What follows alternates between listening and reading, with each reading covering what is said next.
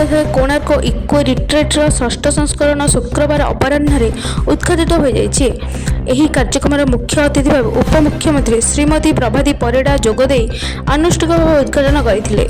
ଅନ୍ୟମାନଙ୍କ ମଧ୍ୟରେ କାକଟପୁର ବିଧାୟକ ତୁଷାରକାନ୍ତି ବେହେରା, ପୁରୀ ବିଧାୟକ ସୁନୀଲ ମହାନ୍ତି, ବ୍ରହ୍ମଗାରୀ ବିଧାୟକ ଉପାସନା ମହାପାତ୍ର, ସତ୍ୟବାଦୀ ବିଧାୟକ ଓମ୍ ପ୍ରକାଶ ମିଶ୍ର, ପିପିଲି ବିଧାୟକ ଆଶ୍ରିତ ପଟ୍ଟନାୟକ, ଜିଲ୍ଲାପାଳ ସିଦ୍ଧାର୍ଥ ଶଙ୍କର ସ୍ୱାଇଁ, ଆରକ୍ଷୀ ଅଧୀକ୍ଷକ ଭିନିତ ଅଗ୍ରୱାଲ, ଡିଏଫ୍ ଓ ବିବେକ କୁମାର, ପର୍ଯ୍ୟଟନ ବିଭାଗର ସଚିବ, ଜଗତସିଂହପୁର ସାଂସଦ ପୁରୀ ପ୍ରତିନିଧି ସୁଦର୍ଶନ ସ୍ୱାଇଁ ପ୍ରମୁଖ ଅତିଥି ଭାବେ ଉପସ୍ଥିତ ରହିଥିଲେ।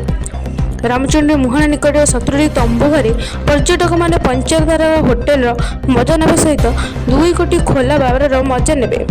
ତତ୍ସହିତ ଜଳକ୍ରୀଡ଼ା, ସ୍ପା ଆଦିର ଭରପୁର ଲାଭ ଉଠାଇବେ ପର୍ଯ୍ୟଟକ।